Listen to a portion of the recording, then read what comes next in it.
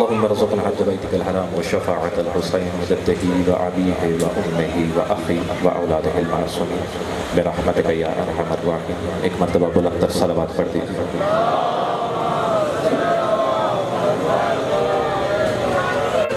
أعوذ بالله السميع العليم من الشيطان اللعين الرجيم.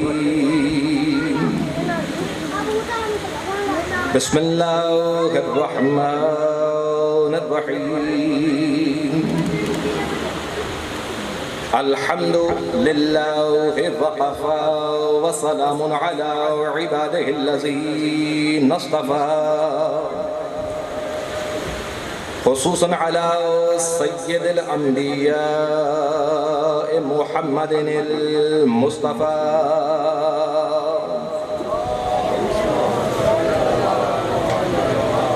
المركب بالياسين والطه وعلى آله الطيبين الطاهرين المعصومين النجباء الشرفاء الذي نذهب الله عنهم الرجس وطهرهم تطهيرا.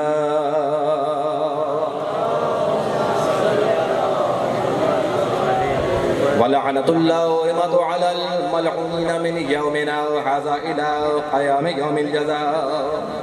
أما بعد فقد قال الله سبحانه وتعالى في كتابه المبين. بسم الله الرحمن الرحيم. ألم ترى أن الله يسجد له من في السماوات ومن في الأرض والشمس والقمر والنجوم والجبال والشجر والدواب من كثيرة من الناس وكثير حق عليه العذاب ومن يهن الله فما له من مكرم إن الله يفعل ما يشاء. صلوات پڑھیں بلکہ محمد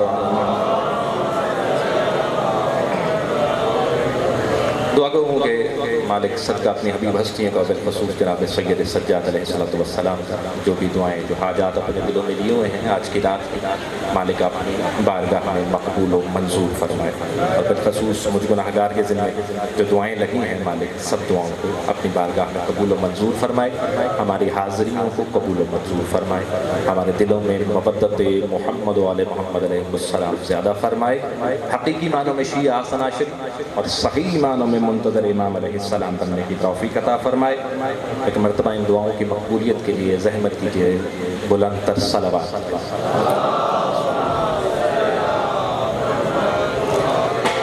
یقیناً وقت نہیں ہے اور جتنا ہے میں کوشش کروں گا. یقیناً آپ نے سرنامہ کلام ابھی سماعت کیا ہے اس کا شرف حاصل کیا ہے. سورہ حج کی 18ویں آیت ہے.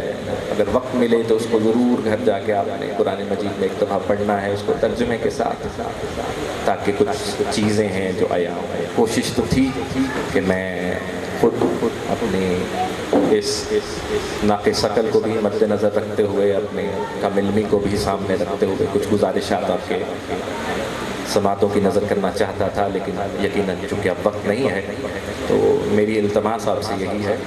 سورہ حج آیت نمبر 18 اس کی اگر نوجوان میرے بھائی گھر جائیں ایک مرتبہ قرآن مجید میں اس سورے کی اس آیت کو بھی پڑھیں اور اس کے ترجمے کو بھی پڑھیں. مختصراً یہ ہے کہ اس میں مالک فرما رہا ہے کہ کیا تم نہیں دیکھتے کہ جو کچھ آسمانوں میں ہے اور جو کچھ زمینوں میں ہے وہ مجھے سجدہ کرتا ہے. یہ اس آیت کا ترجمہ ہے. اور اس طرح آپ اس کو آگے بڑھتے جائیں گے آیت کو پورا پڑھتے جائیں گے تو آپ کو پتہ. اور پھر اس کے بعد یہ بھی تذکرہ ہے کہ دیکھو سورج بھی ہمیں سجدہ کرتا ہے, چاند بھی سجدہ کرتا ہے, ستارے بھی سجدہ کرتے ہیں, شجر بھی سجدہ کرتے ہیں. لیکن اس بات پر نظر رکھنی ہے کہ اس سے پہلے جو خدا نے فرمایا ہے کہ الم ترا, کیا تم نہیں دیکھتے؟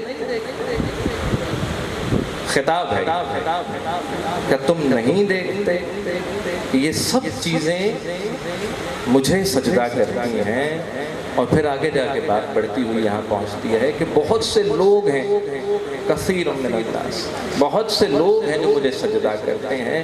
اور پھر اس سے بات آگے بڑھتی ہے، وہ اور زیادہ لطیف ہو جاتی ہے کہ وہ لوگ بھی سجدہ کرتے ہیں کہ جن پر عذاب ثابت ہو چکا ہے.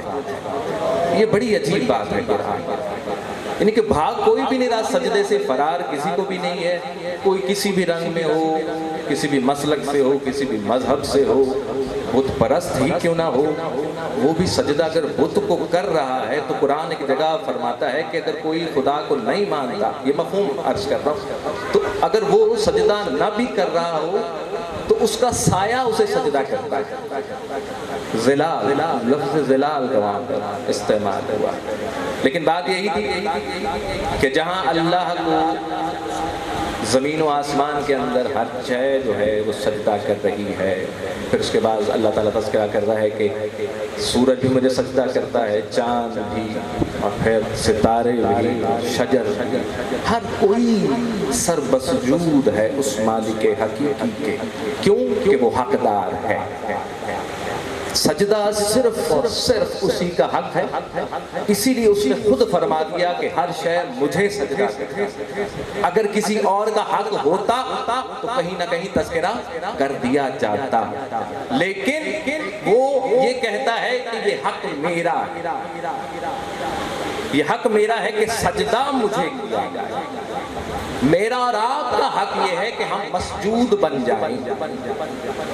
اس کی یہ شان ہے کہ اس کو سجدہ کریں، بندے کی یہ شان ہے کہ اس کو سجدہ کریں.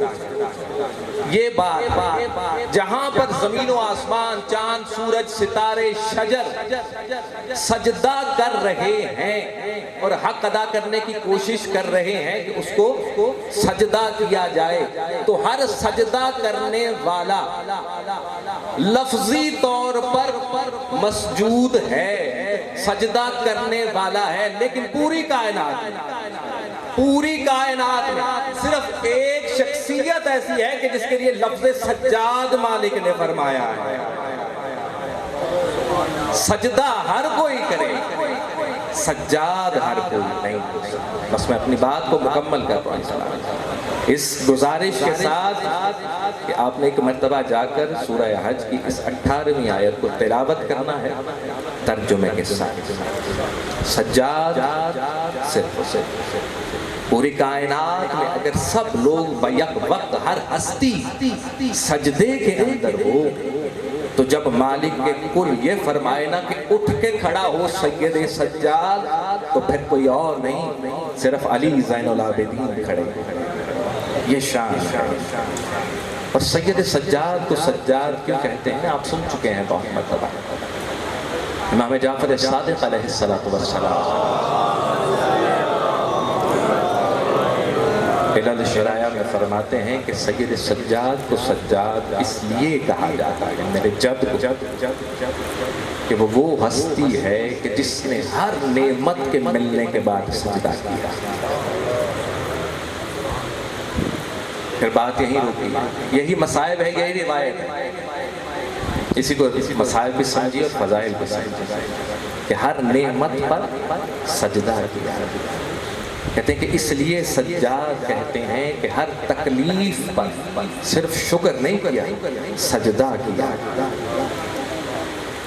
قرآن کی ہر آیت کو پڑھا، سجدہ کیا.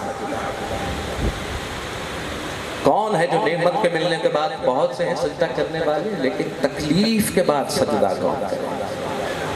میں اور آپ اگر تکلیف میں مبتلا ہوں تو ہمارا سب سے پہلا گلہ بھی اس کے ساتھ ہوتا ہے اور سب سے پہلے اسی سے رابطہ منقطع کرنے کی کوشش کرتے ہیں کہ نہیں کروں گا سجدہ، تکلیف ملی ہے.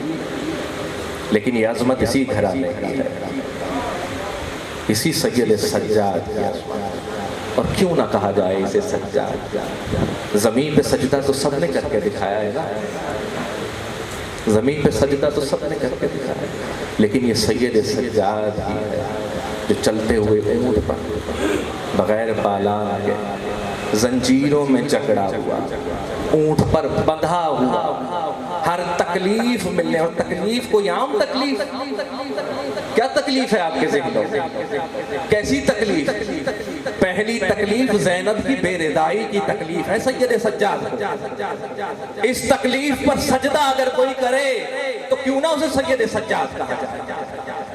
4 سال کی بہن معصومہ کہ دیکھتا ہے کہ ایک لمحہ نہیں گزرتا کہ کبھی تازیانہ کبھی تماچا اس کے رخسار پر، سید سجاد سجدے۔ کون ہے ایسا؟